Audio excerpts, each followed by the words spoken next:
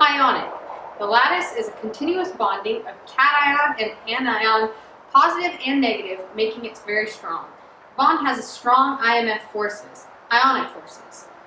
It is a hard and brittle solid. This is a relatively high melting point ranging from about 300 to 1000 degrees Celsius. It's not a good conductor, and it's only soluble in water or polar substances and not in nonpolar substances.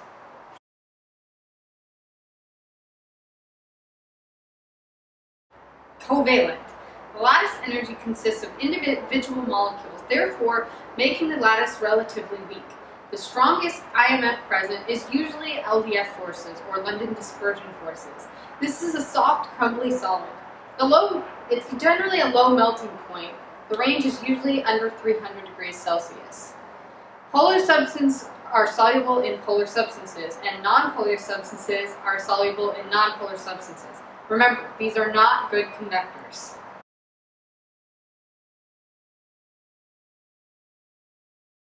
Network covalent bonds. The lattice consists of atoms covalently bonded to one another.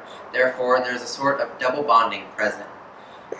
The strongest IMF present is covalent bonds between each set of tetrahedral bonds. This is a very hard, very brittle solid with very high melting points, usually ranging over 1000 degrees Celsius. Network covalent bonds are not good conductors. Instead, they are recommended as insulators. They are also insoluble due to their very strong, secure intermolecular forces that are present in network covalent bonds.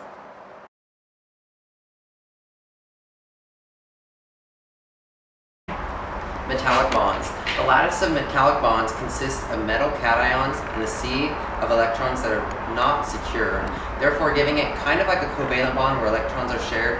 However, as you see in the physical makeup, it's quite different.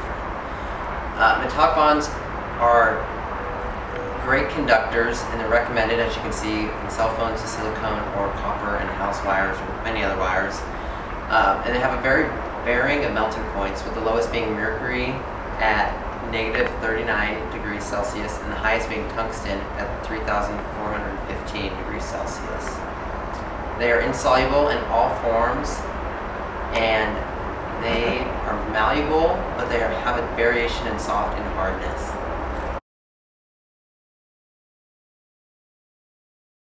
For letter A, we have NaCl, or table salt. For B, cornstarch. C, copper sulfate 3. D, lead. And E, silicon chips.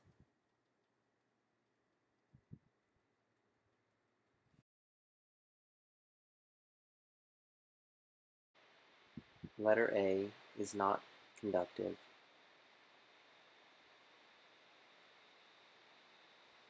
Letter B is not conductive.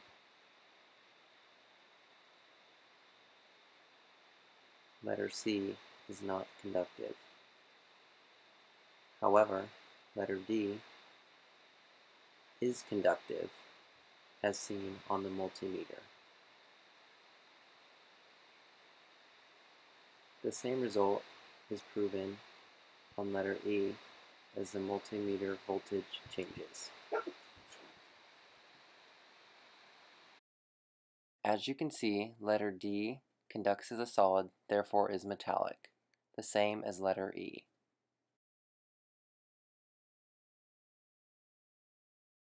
For test number 2, we take the compound and place it in a test tube filled with water, then invert it multiple times. As seen for A, the particle is completely unnoticeable, therefore soluble. For letter B, the compound after inverting still has some on the bottom, therefore is insoluble. And for letter C, the compound is completely unnoticeable or undetected as separate, therefore is soluble. After waiting 3 minutes, the results of test tube A are soluble. Test tube B is insoluble due to the separation and particle on the bottom. Test tube C is soluble due to the indifferential between the compound and the liquid.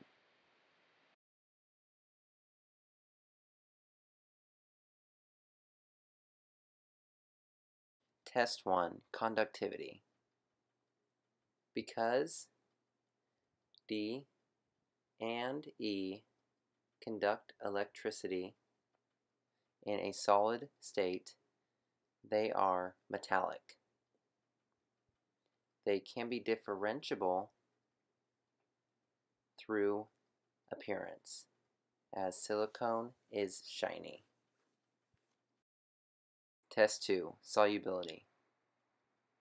Because both A and C are soluble in H2O, they are ionic. B was partially soluble, therefore it is covalent.